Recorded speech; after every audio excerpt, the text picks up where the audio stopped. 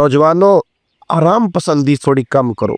हर वक्त लेटना, हर वक्त आराम तलाश करना, ये कमजोर कर देता है जवानों। लक़द खलक़नल इंसान फी कबद, हमने इंसान को मुशक्कत में रहता हुआ पैदा किया। मैंने अभी दोस्तों से कहा है, फिर आपकी खिदमत में अर्ज करता हूँ, रात हो गई है तकरीबन 11 घंटे की। 7 बजे शाह होती है और 6 बजे के बाद ही उमूमन सब जगहों पे फजर की नमाज होती है, तो 11 घंटे की रात बनती। बहुत ज़्यादा भी डॉक्टर कहता है कोई सोए तो 8 घंटे सो ले, नींद पूरी है। अगर इशा के बाद मोबाइल करो जल्दी बंद, तो ज़रा सहरी में उठो।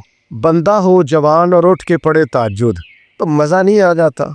और जो सहरी के वक्त दुआ का मज़ा है, हाँ, जो दुआ की लज्जत है, नबी करीम अलैहिस्सलाम ने सुबह सुबह सैयदा पाक को आवाज़ दे के कहा, ये हमारी तालीम के लिए। फरमाया उठो, ये रब करीम से सवाल करने का वक्त है।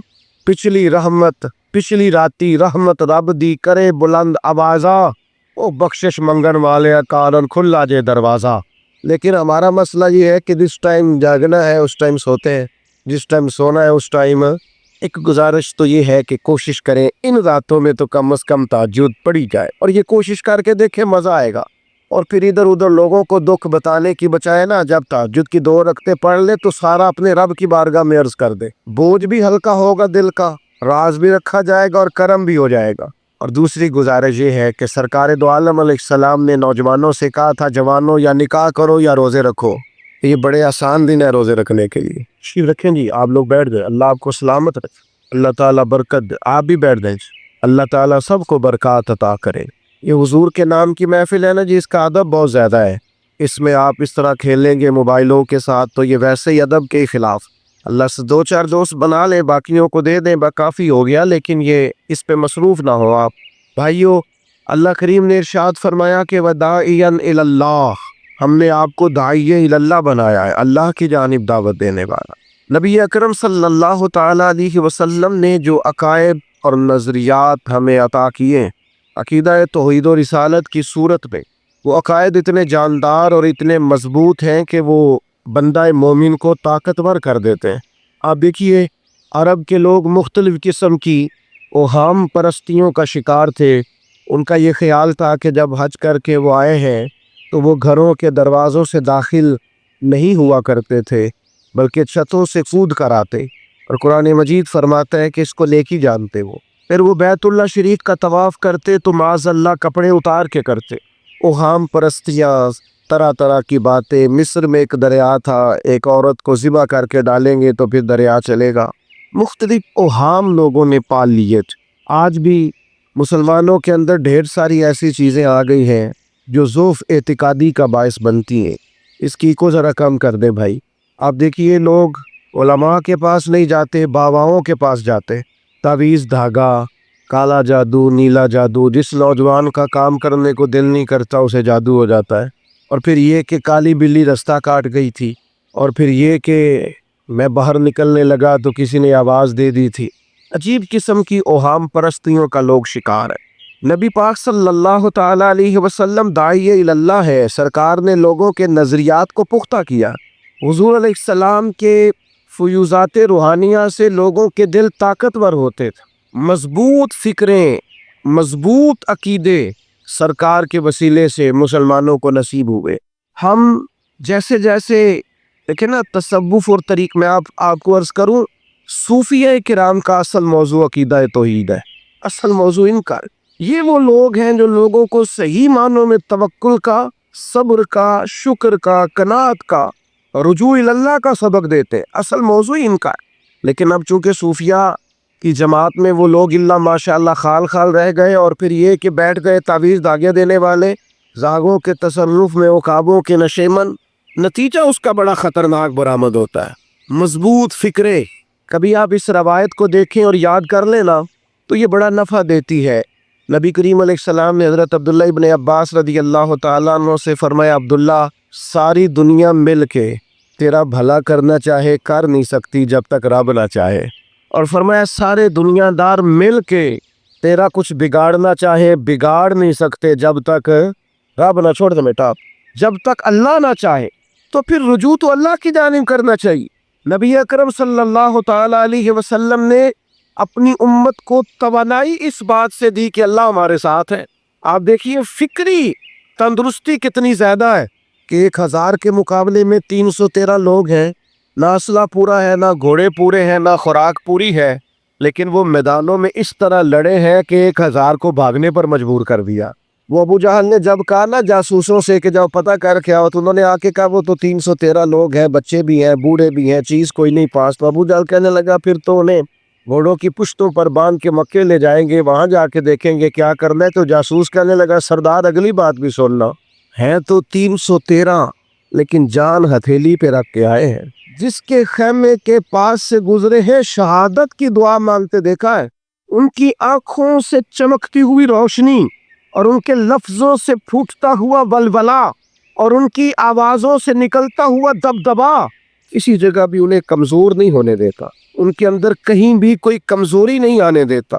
غریبی کا نام لے کے سارا سارا دن پریشان ہونا، غریبی کا نام لے کے اپنے آپ کو مظلوم ثابت کر کے لوگوں کو مدد پر اکسانا بندہ مومن کا یہ طریقہ نہیں ہے۔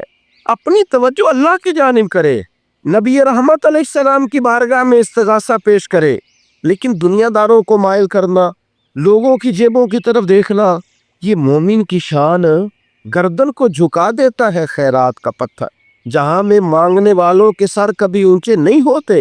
اور غیرت ہے بڑی چیز جہان تگ و دو میں۔ بھائی آپ طاقتور بنے۔ دیکھیں نا، ایک نوجوان نے آ کے حضور کی بارگاہ عالی مرتبت میں عرض کیا تھا، یا رسول اللہ صلی اللہ علیہ وسلم غریب ہوں، کچھ دیجئے۔ تو حضرت جابر بن عبداللہ رضی اللہ تعالیٰ عنہ فرماتے ہیں ہم نے حضور سے بڑا کچھ سنا، یہ لفظ نہیں، لفظ لا، یعنی میرے پاس نہیں ہے، یہ ہم نے حضور سے سنا ہی نہیں۔ ایسا کوئی محبوب کہیں ہوگا نہ کہیں ہے، بیٹھا ہے چٹائی پہ مگر عرش نشیں ہے، اور ملتا نہیں کونین کو کیا کیا تیرے در سے، بس ایک لفظ نہیں ہے جو تیرے لب پہ نہیں ہے۔ اور یہ فاضل بریلوی رحمت اللہ علیہ کا انداز بھی دیکھیے، کہتے ہیں واہ کیا جود و کرم ہے شہ بطحا تیرا۔ اور یہ ذرا دیکھیے شعری ذوق دیکھیے، واہ کیا جود و کرم ہے شہ بطحا تیرا، نہیں سلطا ہی نہیں، نہیں کیا انداز ہے۔ اب یہ کیسی زبان ہے اور کیسا یہ محاورے کا استعمال ہے، جو شعری ذوق رکھتے ہیں وہ سمجھیں۔ کہتے ہیں نہیں سنتا ہی نہیں، کون؟ مانگنے والا تیرا۔ یا رسول اللہ آپ سے مانگنے والا نہیں سنتا، حضور عطا کرتے۔ اور ایک جگہ پہ فرماتے ہیں میرے کریم سے گر قطرہ کسی نے مانگا، دریا بہا دیے ہیں دربے بہا دیے ہیں۔ حضور تو دیتے، پر نوجوان نے جب آ کے عرض کی نا یا رسول اللہ صلی اللہ علیہ وسلم کچھ دیجئے، وہ جوان ہو، چڑھتی جوانی ہو، اور پھر وہ سوال کریں۔ ہمارے ساتھ ایک دوست پڑھا کرتا تھا، یہ 3 مہینے کی چھٹیاں ہوتی تھی تو وہ مستریوں کے ساتھ مزدور لگ جاتا۔ ہم نے اسے کہا یار تو مطلب 9th 10th کے اندر مزدوری کرنے جانا، تو کہندا سی یار میں قد میرا ایڈا بڑا، ان ابا جی کو مانگ دیا شرم آؤندی۔ یہ سوچ نوجوانوں میں پیدا ہونی ضروری ہے، اب میں ابا جی سے مانگوں، یہ تو دینا چاہیے۔ اس نے آ کے عرض کی یا رسول اللہ صلی اللہ علیہ وسلم کچھ دیجئے، تو حضور فرمانے لگے تیرے پاس کچھ بھی نہیں؟ اس نے کہا ایک پیالہ ہے میرے پاس گھر میں اور ایک کمبل ہے۔ اتنا غریب بندہ ہے کوئی محفل میں جس کے گھر میں ایک ہی پیالہ ہو، ایک ہی کمبل ہو؟ کوئی بھی نہیں اتنے بڑے مجمع میں۔ لیکن اگر کوئی ہماری غریبی کا رونا پوچھے تو میرا خیال ہے ہر تیسرا بندہ دوسرا بندہ غریب ہے، اور بڑا ہی غریب ہے۔ ایک پیالہ ایک کمبل، کریم نے فرمایا لے کے آؤ، وہ لائے۔ تو محبوب فرمانے لگے کون خریدے گا؟ ایک نے کہا 1 دینار، ایک نے کہا 2 دینار۔ محبوب نے بولی لگوا دی، 2 دینار کا بیچ دیا، فرمایا جا 1 دینار کی روٹی لے جا۔ یہ نوجوانوں کو فکر دی کہ وہ انویسٹمنٹ بھی تم نے ذات سے اپنے گھر سے لینی ہے، وہ 10-15 ہزار کا ٹھیلا بھی کسی سے نہیں کہنا تو لگا کے دے، جاؤ 1 دینار کا کھانا لے جاؤ، 1 دینار کا کلاڑا خرید کے لاؤ۔ صحابہ فرماتے ہیں وہ کلاڑا لایا، پر نصیب دیکھو اس کلاڑے میں دستہ نبی کریم نے اپنے دستے مبارک سے لگایا۔ فرمایا جا جنگل میں جا کے لکڑیاں کاٹ اور بیچ، کھا بھی اور کھلا بھی، پی بھی اور پلا بھی، 10 دن مجھے نظر نہ آنا۔ او یارو یہ کیا بات ہوئی؟ مایوس رہنا، کمزور رہنا، فلانے نے میرے ساتھ تعاون نہیں کیا تو میں پیچھے رہ گیا، فلانے نے ہاتھ نہیں پکڑا، تو اپنی دنیا آپ پیدا کر، اگر زندوں میں خود جدوجہد کر، میدان میں اتر، ہمت کر۔ حضرت حسن بصری رحمۃ اللہ علیہ کے پاس ایک نوجوان نے آ کے عرض کی حضور بس آج کے بعد میں نے کام نہیں کرنا۔ فرمایا تمہیں کیا ہوا ہے؟ کہنے لگا آج میں نے عجیب منظر دیکھا ہے، میں نے دیکھا ہے کہ ایک شیر نے شکار کیا بکرے کا، آدھا کھایا ہے، آدھا منہ میں پکڑ کے پہاڑی پہ چڑھ گیا، وہاں ایک نابینا لومڑی بیٹھی تھی، باقی کا اس نے اسے کھلایا ہے۔ تو حضور میں یہ سمجھ گیا ہوں کہ جو رب اس نابینا لومڑی کے لیے بندوبست کرتا ہے میرے لیے بھی کرے گا، لہٰذا میں نے کام نہیں کرنا۔ حضرت حسن بصری بڑا مسکرائے، فرمانے لگے کہانی میں کردار تو نے دو دیکھے، ایک شیر ایک لومڑی، فرمانے لگے کیا بات ہے تیری، تو نے لومڑی بننے کا پروگرام بنایا، شیر بننے کا کیوں نہیں بنایا؟ تو شیر بننا، شکار کر، خود بھی کھا دوسروں کو بھی کھلا، یہ کیا بات ہوئی؟ امت کے جوان فائلیں لیے دفتروں کے چکر لگاتے اور اپنی بغل میں کاغذات لیے امبیسیوں کے پھیرے کاٹتے اور ایجنٹوں سے سوال کرتے کہ مجھے ملک میں سے باہر جانا ہے، کیا طریقہ ہے؟ یہاں رہ کے بھی محنت ہو سکتی ہے، اپنی مٹی پہ چلنے کا سلیقہ سیکھو، سنگ مرمر پہ چلو گے تو پھسل جاؤ گے۔ دوستو سنو، میرے کریم نے فرمایا جا لکڑیاں، ایک پیشہ برا ہے میرے بھائیوں، ایک پیشہ، وہ ہے کسی کے آگے ہاتھ پھیلانا۔ باقی دنیا میں کوئی پیشہ برا جو ٹھیلا لگاتا ہے اور مالٹے بیچتا ہے اور سیب بیچتا ہے، بڑا عزت والا آدمی، یہ شارٹ کٹ چھوڑ دو، دوسروں پہ بھروسہ کرنا چھوڑ دو۔ وہ شاعر ایک بیٹھا تھا نا، شاعر مجھ سے ناراض نہ ہو جائیں، تو کئی دفعہ وہ شعر و شاعری میں بھی ان کی حالت بڑی خستہ ہو جاتی ہے۔ جن دنوں لوگ پتلے کپڑے پہنتے ہیں، بعض شاعروں نے ان دنوں میں بھی موٹی چادر لی ہوئی ہوتی ہے۔ تو ایک جگہ بیچارہ بیٹھا تھا کونے میں، اللہ ماشاءاللہ سب کی بات نہیں، تو حالت ایسی خستہ تھی، ایک بندہ 5 روپے پھینک گیا تھا، خوددار بڑی تکلیف کو اٹھا اپنے پیسے، تو اس نے کہا آپ کی حالت بتا رہی ہے، آپ کو ضرورت ہے۔ اس نے کہا ضرورت پڑی تو اللہ رسول سے مانگوں گا، تیرے سے کیوں مانگوں گا؟ شعر بڑا قیمتی کہا، اس نے کہا یہ آرزوئے کرم اور میں آپ سے کروں، یہ آرزوئے کرم اور میں آپ سے کروں، یہ بھیک اس کو دیجئے جس کا خدا نہ ہو، میں تو وارث ہے میرے اللہ رسول، میں کو لوارث ہوں کہ تیرے سے مانگتا پھروں؟ ماشاءاللہ ماشاءاللہ۔ بس ہم سمجھے ہماری قیمت وصول ہو گئی، اور خودداری پر نوجوان نعرے لگانے لگ گئے تو پھر تو بات بن گئی، لگتا ہے محنت کا ارادہ بن گیا ہے، انشاءاللہ تعالی کشکول ٹوٹنے کا ٹائم آ گیا ہے، کرم کی برکھا برسے گی، یہی ملت کا جوان قیادت کرے گا۔ اور یاد رکھنا، ہمیشہ قیادتیں غریبوں کے بچوں نے کی ہیں، جنہوں نے آدھی قیمت پہ کتابیں لے کے پڑھی ہیں، بڑی ڈگریاں انہوں نے حاصل کی۔ یہ کمزور نہ پڑھو، نبی پاک داعیہ اللہ ہے، حضور نے جگایا ہے، 15 دن نظر نہ آنا، مزدوری کر۔ وہ نوجوان 15 دنوں کے بعد آیا، اب تیرا حال کیا ہے؟ اس نے کہا حضور پہلے ایک پیالہ تھا نا، اب سارے گھر کے برتن بن گئے، پہلے ایک بستر تھا، اب سارے گھر کے بستر۔ اور نوجوانوں، ہم نے سہارا بننا ہے، ماں سے کہنا ہے اب تو نے آنسو نہیں بہانے، تیرا پتر بڑا ہو گیا ہے، بہن سے کہنا ہے اب تو کبھی پریشان نہیں ہوگی، تیرا بھائی بڑا ہو گیا ہے، بوڑھے باپ کے پاس بیٹھ کے کہنا ابا جی بس اب آنسو پوچھ دو، آج کے بعد پریشان نہیں ہونا، پتر جوان ہے۔ اپنی بیوی سے، بچوں سے کہنا کہ کسی خواہشات پوری کرنے کے لیے تمہیں دیر تک انتظار نہیں کرنا پڑے گا، ہم میدان میں ہیں، بس اپنی مٹی پہ چلنے کا سلیقہ سیکھو، سنگ مرمر پہ چلو گے تو پھسل جاؤ گے۔ نبی پاک نے محنت کو سپورٹ کیا ہے، مشقت کو سپورٹ کیا۔ حضور علیہ السلام نے فرمایا سب سے بہترین کمائی وہ ہے جو تو اپنے 2 ہاتھوں سے محنت کر کے کھاتا ہے۔ فرمایا اللہ کے نبی حضرت داؤد علیہ السلام محنت کر کے کمایا کرتے، سنگیوں کام کرنا۔ اور دوسری بات، بھروسہ اللہ رسول پہ، بھروسہ، ادھر دیکھو میری طرف، دنیا داروں سے امیدیں لگا لیتے ہو بہت زیادہ، وہ دنیا دار بندے بیچارے کمزور ہوتے ہیں۔ جو یہ الیکشن کے دن تھے، گزشتہ سے پیوستہ الیکشن جو گزرا ہے، تو میرا ایک پیار والا دوست بھی ایک MLA کے امیدوار کا بڑا ووٹر سپورٹر تھا، یہاں اس نے اس کا بیج فوٹو والا لگایا ہوا تھا۔ میں رات کو دیر سے جلسے سے لوٹ رہا تھا تو وہ کھڑا تھا باہر، اور اندر امیدوار صاحب تقریر کر رہے تھے، میں نے کہا ادھر آ، وہ آ گیا، میں نے کہا تو بڑا ووٹر سپورٹر ہے، جا تقریر سن جا کے، تیرا لیڈر تقریر کر رہا ہے تو باہر گھوم رہا ہے؟ کہتا ہے پیر صاحب جھوٹ پہ ماردا ہے، جو سارے جھوٹ بول رہا ہے، کرنا کرانا کچھ نہیں۔ تو میں کہ یار یہ ایڈے پکے ووٹر سپورٹر میں بھی پتہ ہے کہ جھوٹ پہ ماردا ہے، تو ہم تو ویسے ہی سپورٹر نہیں ہیں، ہم نے تو کی محبت تو سیاست کا چلن چھوڑ دیا، ہم اگر عشق نہ کرتے تو حکومت کرتے۔ او بھائی، جب پکے ووٹر سپورٹروں کو امیدیں نہیں ہیں تو آپ کن سے امیدیں لگائے بیٹھے ہیں؟ آپ جدوجہد کریں، اور امیدیں اللہ رسول سے۔ نبی پاک علیہ السلام نے فرمایا جو رب پہ بھروسہ کرے گا، اللہ کی رحمت اس کی کفایت کرے گی۔ وَإِن يَتَوَكَّلْ عَلَى اللَّهِ فَهُوَ حَسْبُهُ، واللہ پہ بھروسہ کرے گا اللہ اس کے لیے کافی ہو جائے۔ ادھر دیکھو یار موبائلوں والے دوستو، بات سنو، گھبراہٹ نہیں، ٹینشن نہیں، انزائٹی نہیں، ڈپریشن نہیں۔ مومن اور ڈپریشن، مومن اور انزائٹی، مومن اور ٹینشن، او جی مجھے پتہ نہیں مجھے کیا ہو رہا ہے، جی مجھے خوف آتا ہے۔ آپ کو خوف آتا ہے مومن ہو کے؟ آپ کو یہ کرونا کے دن سے تو مجھے لے گئے ایک سرکاری ہاسپٹل میں، آپ کچھ یہاں بات کریں، لوگوں کو حوصلہ دے، تو ایک ڈاکٹر صاحب مجھ سے کہنے لگے جی مجھے نہ تنگ جگہ بڑی گھٹن ہوتی ہے، تو موت سے بڑا ڈر آتا ہے، قبر تو بڑی تنگ ہوتی ہے۔ میں نے کہا ڈاکٹر صاحب کچھ بھی نہیں، کہنے لگے سانس ہی نہیں آتا، چاروں جانب سے بند ہے۔ تو میں نے کہا بچہ بھی تو ماں کے پیٹ میں سانس لیتا ہے نا۔ آپ نے تو سبحان اللہ کہا، وہ ڈاکٹر تھے انہوں نے نہیں کہا۔ وہ کہنے لگی جو تے اماں لیندی سا، ہنستے نہیں جی، باتیں اصلے کو نہیں سنا رہا، میں فکری باتیں کر رہا ہوں۔ کہا وہ تو اماں آکسیجن لیتی ہے تو بچے کو جاتی ہے۔ تو میں نے کہا چلے ڈاکٹر صاحب، وہ جو انڈے سے بچہ نکلتا ہے اس کے تو چاروں جانوں کوئی صورت نہیں ہوتی سانس کی۔ تو مجھے کہنے لگے آپ کہنا کیا چاہتے ہیں؟ میں نے کہا میں یہ کہنا چاہتا ہوں قبر کی دو حالتیں ہیں، قبر دوزخ کے گڑھوں میں سے گڑھا بھی ہے اور جنت کے باغوں میں سے باغ بھی ہے۔ سنو یار، اللہ آپ کو خوش ہو، ماشاء سنیے جی سنے۔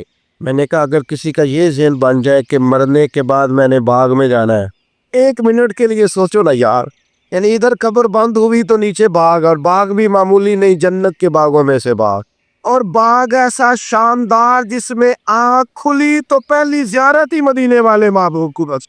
آج پھولے نہ سمائیں گے کفن میں آسی، آج کی رات ہے ان سے ملاقات کی رات، تو وہاں جانے سے خوف آتا ہے۔ مومن خوف ٹینشن، مومن کو ایک ہی خوف ہے اللہ کا، رب سے ڈرتا ہے، اللہ کے سامنے کھڑے ہونے سے ڈرتا ہے۔